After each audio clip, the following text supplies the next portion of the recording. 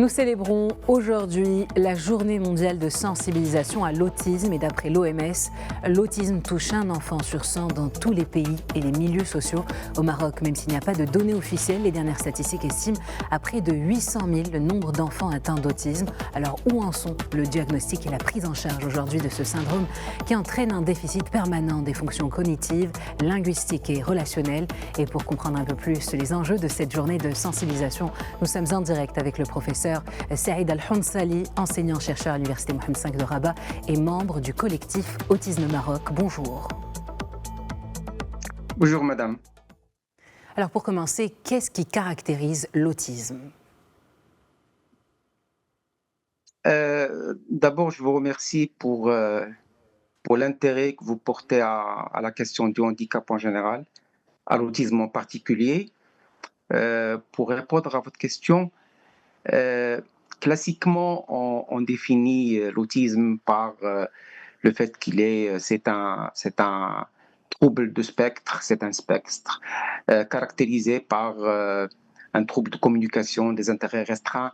Mais moi, je souhaite plutôt le définir par ce qu'il n'est pas, pour pouvoir le définir par ce qu'il est. J'opte pour cette façon de le définir pour un peu réfuter les préjugés faits sur l'autisme. L'autisme n'est pas une maladie à traiter, n'est pas un handicap à compenser, n'est pas un trouble à guérir. C'est un état de diversité humaine. Et c'est à travers cet état, la personne autiste perçoit le monde autrement, interagit avec le monde autrement. Et donc, c'est comme ça que la diversité humaine s'installe. D'ailleurs, les personnes autistes et leurs familles plaident maintenant pour un nouveau concept, c'est le concept de la neurodiversité. La neurodiversité, chacun de nous perçoit le monde à sa façon. D'ailleurs, parmi les caractéristiques de l'autisme, c'est la problématique sensorielle. Certains disent que c'est un trouble sensoriel. D'autres personnes disent que c'est plutôt une expérience sensorielle. Par exemple, l'hypersensibilité ou l'hyposensibilité aux lumières, aux sons, aux odeurs, à, euh, à plusieurs modes de la vie quotidienne. Chacun de nous perçoit la lumière différemment de l'autre. Je vais même prétendre dire qu'il y a autant d'autistes que d'autisme. Et chaque personne autiste, elle est unique. Il ne ressemble pas à l'autre. C'est une question d'ADN. Et donc, si et d'ailleurs, d'autres chercheurs disent que c'est plutôt un style cognitif plutôt qu'un trouble cognitif ou un déficit cognitif.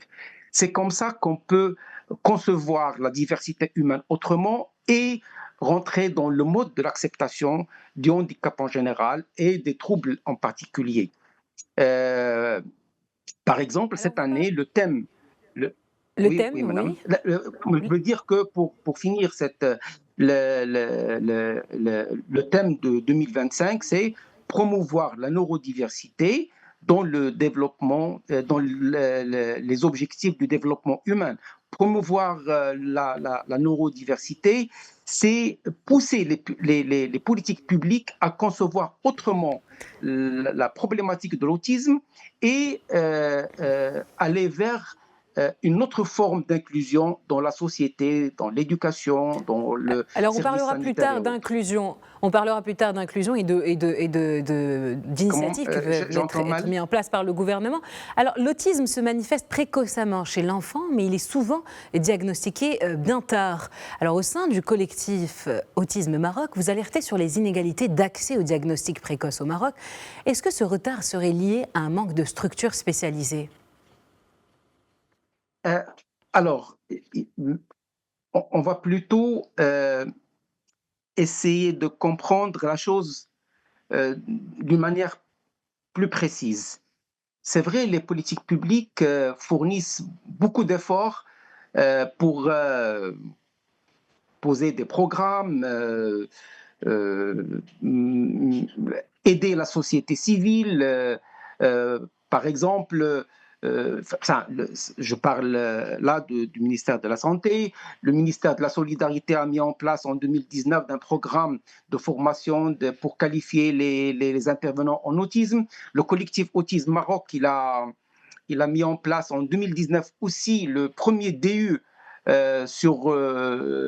spécialisé sur l'autisme en partenariat avec la faculté de médecine de Casablanca, le Centre national Mohamsi des handicapés, la Fondation Orange, la Fondation de Souza en Belgique.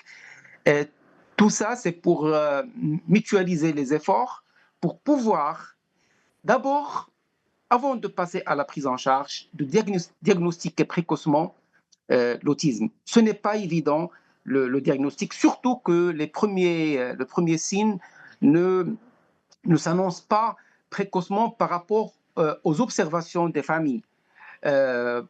Actuellement, c'est peut-être ces derniers mois ou ces dernières années, il y a d'autres méthodes qui sont très efficaces, par exemple le eye-tracking, c'est-à-dire essayer de diagnostiquer à travers le regard de l'œil. C'est une technique qui a été expérimentée au Maroc l'année dernière. Mais ça reste insuffisant par rapport aux attentes, par rapport à la population autiste au Maroc qui compte à peu près 400 000 personnes autistes, soit 1% de la population, même si ça reste un chiffre approximatif parce qu'on n'a pas de statistiques officielles sur le nombre d'autistes. Donc, la problématique du diagnostic précoce, c'est une problématique qui mène vers d'autres problèmes. C'est le problème d'accompagnement, le problème de la prise en charge, c'est le problème de l'école, c'est le problème de services de santé, c'est le problème d'accompagnement, c'est le problème de communication, c'est le problème de pousser. Alors justement, quelles sont les principales difficultés auxquelles sont confrontées les familles marocaines dans l'accès aux soins adaptés pour leurs enfants qui peuvent être diagnostiqués comme autistes ? J'ai mal entendu la question. Alors, quelles sont les principales difficultés, les difficultés auxquelles les familles sont confrontées lorsque un de leurs enfants peut être diagnostiqué autiste ? En termes peut-être de prise en charge Les principales difficultés, c'est d'abord l'accès aux méthodes de diagnostic, surtout dans le monde rural. C'est le coût. Le coût, il est excessif. On n'a pas encore formé suffisamment de professionnels médical, paramédical, psychologique, éducatif. On n'a pas suffisamment de professionnels qui maîtrisent les différents outils de diagnostic. Il y a plusieurs outils qui peuvent diagnostiquer les premiers signes de l'autisme, les signes visuels de l'autisme. Et donc, ces outils sont très efficaces, mais on a encore besoin de renforcer les formations au sein des professionnels de la santé, les professionnels dans le monde de l'éducation pour pouvoir diagnostiquer précocement. Mais je vais ajouter, il y a une grande discordance entre le monde urbain et le monde rural. Et dans la question de l'accès aux soins, mais il y a aussi, comme j'ai dit au début, le coût excessif, parce que aller chez un orthophoniste, un psychomotricien, un kinésithérapeute, un ergothérapeute, ce n'est pas à la portée de toutes les familles, et je crois qu'il faut prévoir d'autres formes au sein de l'AMO, par exemple, pour pouvoir compenser les charges des familles. Quelques familles ne peuvent pas accéder aux soins, ne peuvent pas accéder au diagnostic, ne savent même pas ce qu'il faut faire pour pouvoir atténuer la charge mentale et la charge émotionnelle et la charge matérielle pour accompagner leur enfant. Alors vous l'avez dit vous-même, il y a un manque de professionnels formés au diagnostic précoce des enfants autistes. Est-ce que l'intégration de technologies éducatives et de solutions à distance, comme les applications ou encore la télémédecine, est-ce qu'elle pourrait être une solution, en particulier dans les zones éloignées, même si dans ces zones-là, souvent, l'accès aux technologies est aussi restreint ? Solution, j'ai bien compris que vous me posez la question sur les solutions à distance alternatives, c'est ça? Absolument. Oui, et même la télémédecine. Ma réponse personnelle, c'est oui et non en même temps. Oui, parce que les solutions alternatives, surtout solutions technologiques, peuvent un peu réduire l'intensité de l'écart entre le monde rural et le monde urbain, par exemple. C'est promouvoir les moyens et les outils éducatifs qui peuvent aider à non seulement diagnostiquer, mais accompagner, mettre en place des programmes éducatifs pertinents pour pouvoir maîtriser les différentes sensibilités chez une personne autiste au sein de l'école, par exemple, parce que chez nous, au collectif, même au Maroc, on plaide pour une inclusivité complète, totale, à l'école publique, à l'école normale. Mais je dis que non aussi. Pourquoi? Parce que le contact direct, il reste primordial, il reste indispensable. D'ailleurs, je vois maintenant sur votre écran une éducatrice qui est en train de travailler avec un enfant de face-to-face.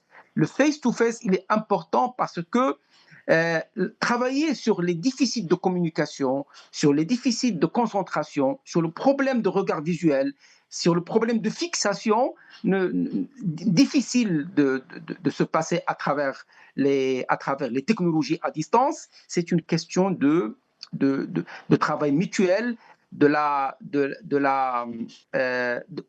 sensibilité, de la communication entre deux personnes.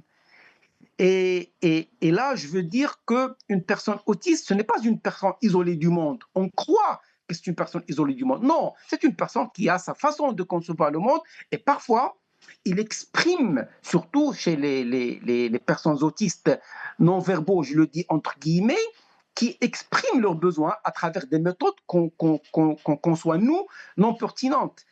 Et euh, euh, alors que c'est une façon de dire j'existe, je suis là, j'ai des besoins, je dois les transmettre aux autres à ma façon. Donc, Ces enfants-là sont les méthodes surdoués même. alternatives. Comment, madame? Souvent, ces enfants-là sont même surdoués. Parce qu'ils ont une façon unique de réfléchir et de voir les choses. Est-ce que Chez vous la nous personne entendez, autiste. professeur?